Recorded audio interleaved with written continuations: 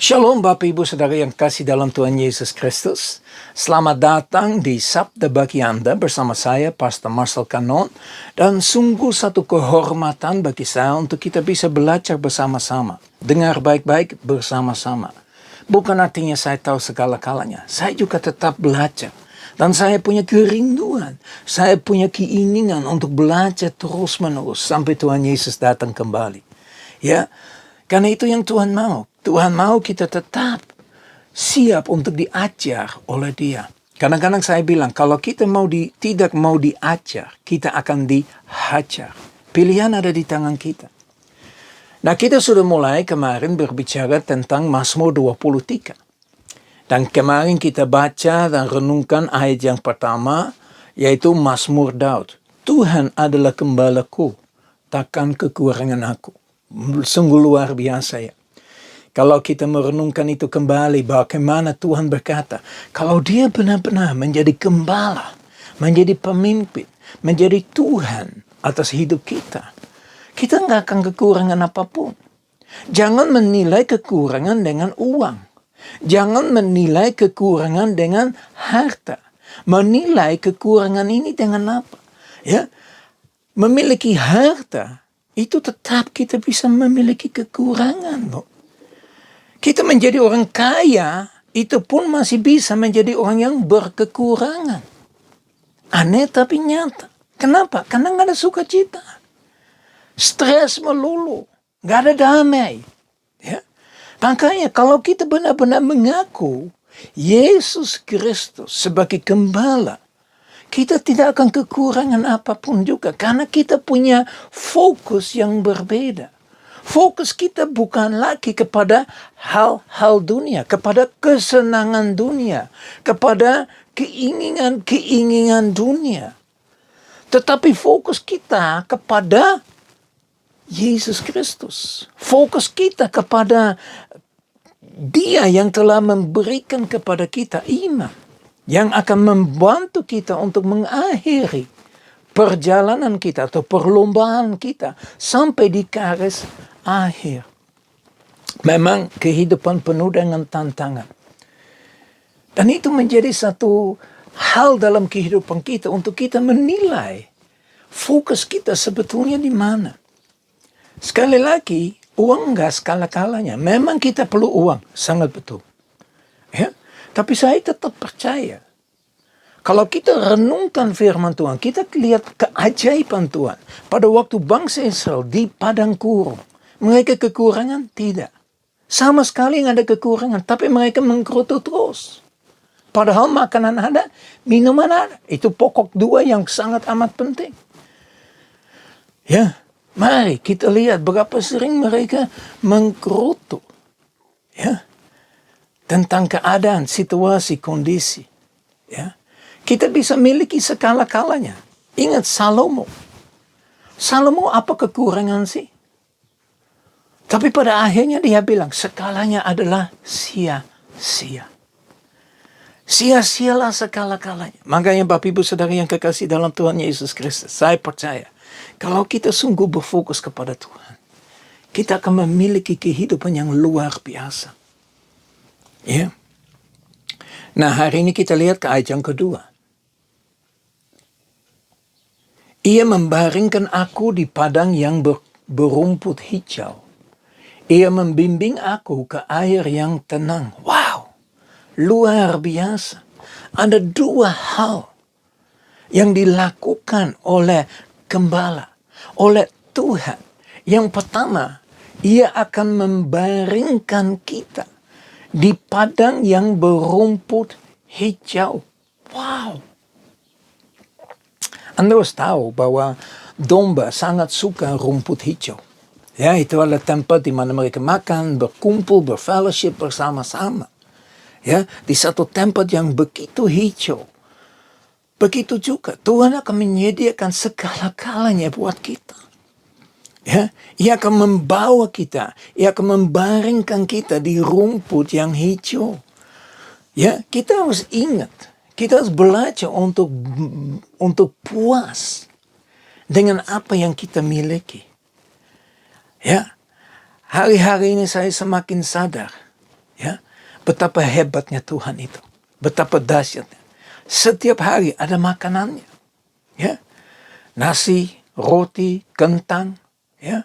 Saya senang sekali belakangan ini saya memiliki kebun.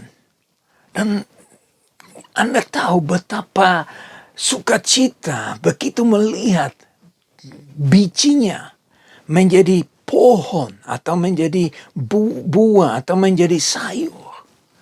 Ya, baru saya hari ini melihat. Ya, ada namanya snow peas. Udah bertumbuh. Wow, saya bilang luar biasa Tuhan. Saya cuma kasih air, saya kasih pupuk, itu saja. Tetapi yang membuat ini bertumbuh yaitu Tuhan. Saya percaya.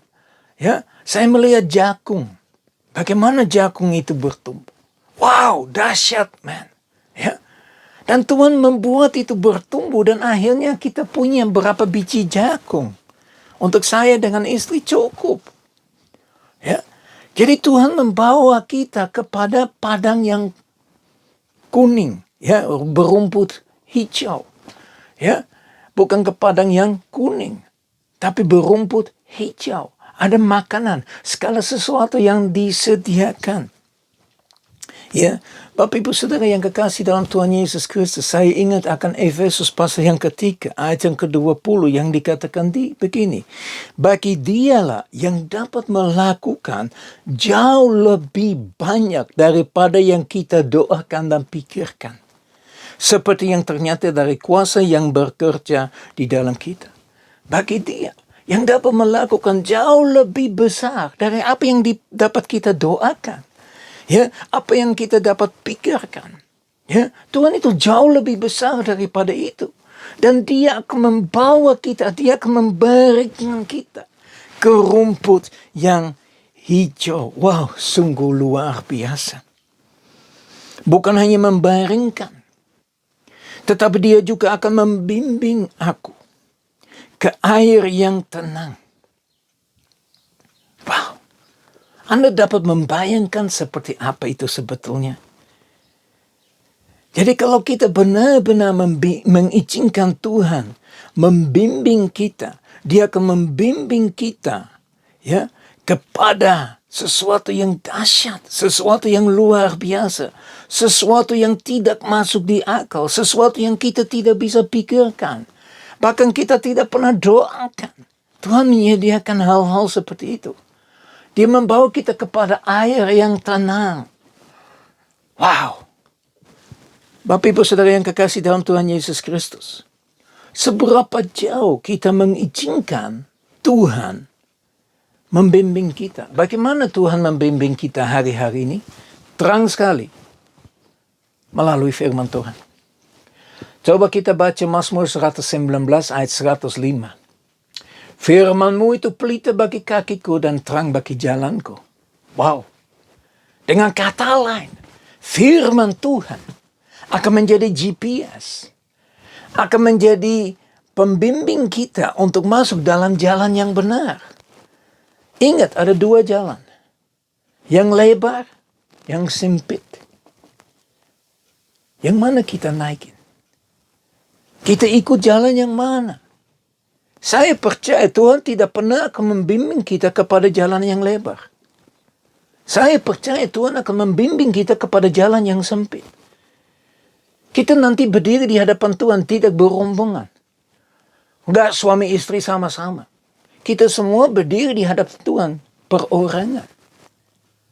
Nah, hanya Tuhan yang dapat membawa kita kepada jalan yang benar. Bagaimana? Sekali lagi melalui firman Tuhan. Di mana kita izinkan Tuhan berbicara kepada kita. Ya. Bapak Ibu Saudara yang kekasih dalam Tuhan Yesus Kristus. Ingat, Paulus menulis dalam 1 Korintus pasal yang ke-10 ayat yang ke-6 dan ayat yang 11. Bahwa semua firman itu diberikan sebagai contoh. Ya. Untuk memperingatkan kita. Supaya jangan kita menginginkan hal-hal yang jahat seperti yang telah mereka perbuat. Supaya kita tidak jatuh dalam lubang yang sama. supaya kita tidak jatuh dalam dosa yang sama. Makanya Tuhan membimbing kita melalui firman Tuhan. Dia akan membawa kita kepada air yang tenang. Luar biasa. Bapak Ibu Saudara yang kekasih dalam Tuhan Yesus Kristus. Itu sesuatu yang sungguh-sungguh dahsyat. Ya, ingat. Matius 11 ayat 28.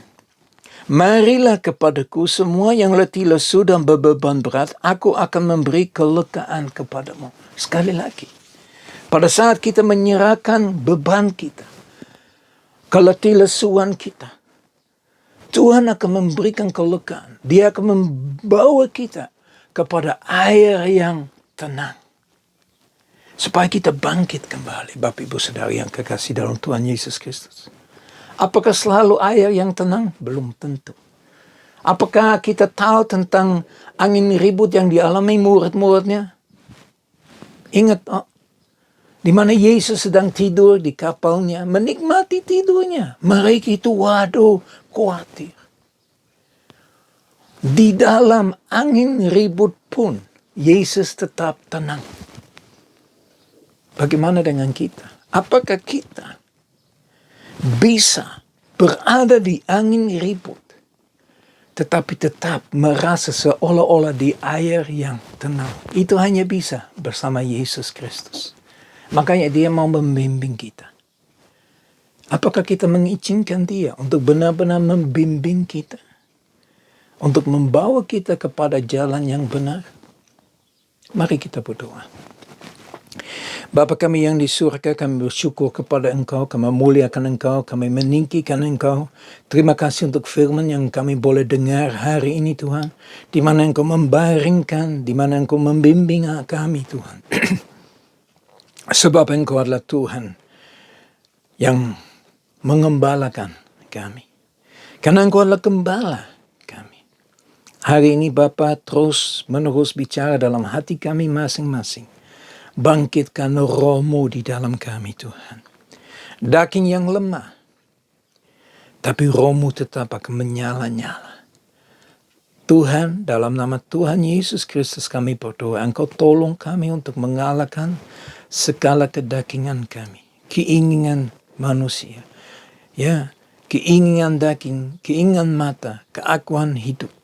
Kami tolak, kami hancurkan dalam hidup kami. Dan kami dapat kembali kepada Engkau sebagai sumber segala-galanya. Takkan kekurangan apapun.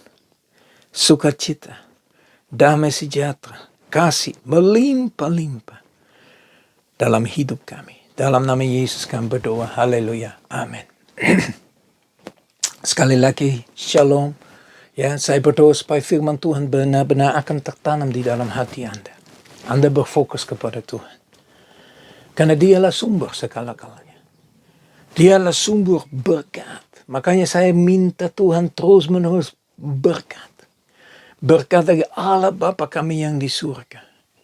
Kasih yang sempurna di dalam Yesus Kristus bersama kuasa Roh Kudus menyertai kita semua.